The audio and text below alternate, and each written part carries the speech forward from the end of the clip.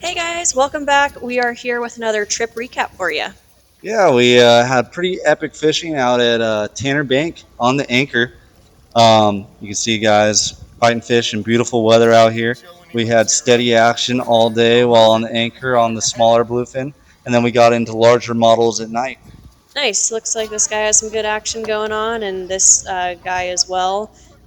There's a fish coming up for gaff here, and it seems like there's multiple hookups going on. Yeah, we had like 5 to 7 fish going at a time, like all day long. Steady action, steady pick. Guys were just working fly line baits away from the boat.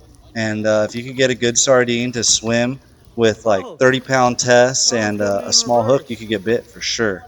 What would you say that grade is? Like that one's 20-ish pounds. That's a smaller one for sure. We had a fish that was about 12 pounds on the trip, but the biggest fish was well over 100. So that's definitely what you would call mixed grade. On the bank while we were fishing the Anchor during the day, the fish were ranging, like I said, anywhere from 12 to 60 pounds for the most part.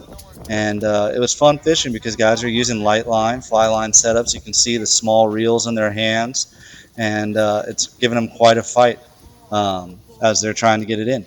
Yeah, and something, if you're fishing lighter line, right, it's like you really want to make sure that you're patient. You're not going to muscle in the fish. It's really difficult for people to let the fish run, right? It's like, oh my gosh, they're taking a lot of line, but that's just the fun of fishing light line. Yeah, I agree. Part of the fun of light line is it's a longer fight and it's more challenging. Even a small bluefin isn't going to give up. They're going to fight hard. And you can see right here, Joe got his son on a fish here. This was his first tuna that he was fighting. And he was a heart eater during this trip. I think he caught his first bluefin, first yellowtail, and first yellowfin during the trip. So that's a pretty good first pelagic trip. Nice, got the trifecta already. Yeah, it's all downhill from there. You can see Tom handing the rod back to his son right there, putting it in the belt. And the kids, they destroyed it on this trip. They put their time in at the rail. They were hooking their own fish, and their dads were working with them as well. And it was super fun to see the family side of it and everybody rooting for the kids to catch these fish. And it looks like their dads aren't putting them on any short rods either. Those are pretty long rods. Yeah, these guys are using the 8 foot fly line rods for the most part so they can get a bait away from the boat when they cast out. You see another nice gaff shot coming up and over the rail.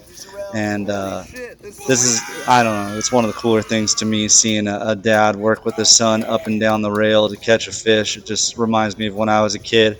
My dad would hook and hand me fish, or if I was fighting something, he would stay with me to make sure I went over and under people correctly. And it's just a memory for these guys. It's going to last for a lifetime, and it's a super special moment to be a part of. Yeah, definitely. I mean, I grew up fishing with my dad, and he's the reason I'm the fisherman I am today. And it's very special times for sure. And I remember, once I kind of got the hang of it, I'd say, "Dad, let me do it." For sure. And this fishery is just, it's a special fishery right now with this bluefin, in my opinion. We're in the good old days right now that people are going to look back on. So if you have a son or a daughter that you want to take out fishing and get them on a fish, you can definitely do this with them. You just have to stay with your son or daughter if the deckhands are busy when we have a whole bunch of fish. There's times where there's only 1 or 2 fish hanging, and the deckhands are really great with the kids, helping them out to catch them. You can see Gary right here, grinding, grinding, grinding. Joey just got bit. He's looking for one of the kids to hand the rod off to make sure that they keep on fighting fish. Skeeter's pinned to the corner. Just good action altogether. That fish finally came tight. You can see it was charging the boat. He was struggling to catch up to it. It looks like Joey didn't find a kid, but he did find Joe. Oh, that's a big kid right there. And so the Anchor fishing was really good. We got off the bank during the night where we could target the bigger fish, which is a lot of fun on the heavy line. Knife jigs, 80 to 130-pound tests. You can see it's beautiful weather. Guys were able to get down with lighter jigs, but they were biting 500 grams just fine. Now, did you guys have to make a big move to find this fish for the nighttime, or were you able to stay kind of nearby? It wasn't too large of a move. The fish are in somewhat general vicinity. You can see all the fish on deck. We got on a ripper of a bite, and multiple fish hanging for quite a while. I believe this was our first real good stop of the night, where we put on a whole bunch of really good quality fish. And you can see everybody moving up and down the rail together. The bigger fish, you can see that line's angle is up on the surface, so bigger fish tend to do that to you. You can see a 100-pound grate on the deck getting moved around to get out of their way. This one in the corner is on a slow pitch jig that has Josh getting his butt kicked on the acid wrap rod. That's what he's complaining about to me right now. Yeah, he looks like he's not having too much fun fighting that one. Yeah, I actually hooked two fish on his rod while he was pulling on that one, and they both made it into the boat before that one. So while those acid wrap jigging sticks can be fun, they can also be a pain in the butt. And nice gaff shot there by the crew. Looks like Joe's helping out a little bit as well, getting that over the rail. Yeah, you can see another big fish coming up and in that Todd landed there. Looked like a 500-gram rip roller to me. It might have been something else. I'm not sure.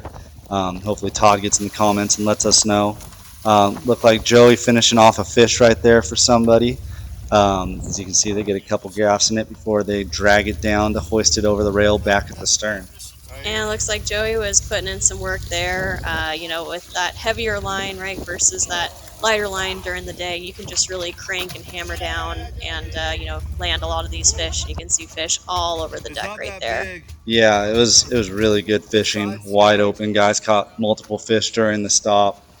And it kept on going for a while. There's Josh again. As we touched on, this fish took a while for him to land on this small jigging stick, the acid wrapped rod that makes it a little bit harder to pull on sometimes on these bigger fish. He's able to get it up to the surface, and Matt did a great job of getting that second gaff in there and bringing it down the rail, like you said. Yeah, and when fish like that are coming up to you, sometimes you're just trying to get a gaff in it because they are gassed and they're not laying it out for you, and that fish could take a run. So as we lift this fish up and over the rail, we conclude this video with one heck of a trip for this group.